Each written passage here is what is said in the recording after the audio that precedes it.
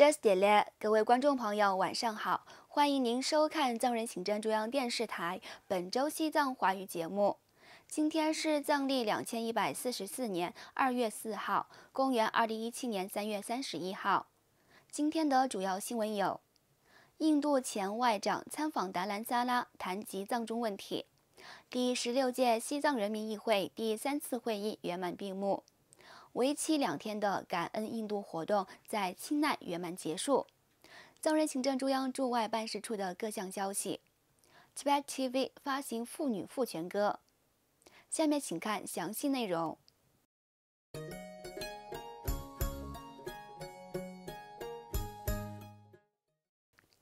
日前，印度前外长潘卡瓦尔到访达兰萨拉，同藏人行政中央各部门官员就有关印度、中国和西藏间长期存在的各种问题发表了他的观点。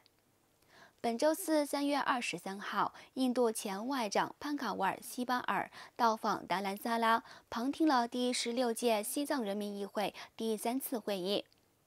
当天上午，潘卡瓦尔先生觐见西藏精神领袖达赖喇嘛尊者后，下午在藏人行政中央外交与新闻部会议厅向各部门公职人员发表了演讲。潘卡瓦尔先生表示，达赖喇嘛尊者的中间道路政策所主张的西藏愿意留在中华人民共和国宪法框架内，但西藏必须实现真正的自治，这一要求是合理的。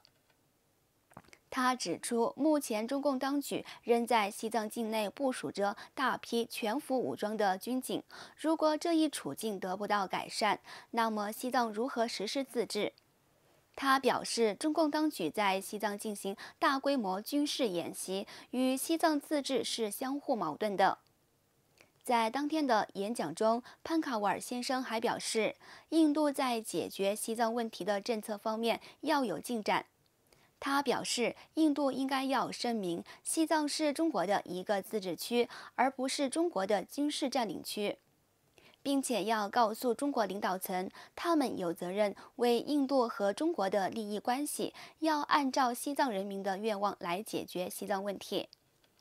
潘卡瓦尔先生还呼吁中共领导人要通过和平对话，使长期存在的西藏问题尽快得到解决，并呼吁全体藏人通过非暴力和平谈判的途径来解决西藏问题。下面请看第2则消息。为期11天的第16届西藏人民议会第3次会议于3月25号当天圆满闭幕。西藏人民议会议长堪波索南丹培在25号的会议闭幕式上，针对日前发生的新一起藏人自焚事件，以及在不断恶化的西藏境内的紧张局势，提出西藏人民议会将加大对西藏运动的宣传力度。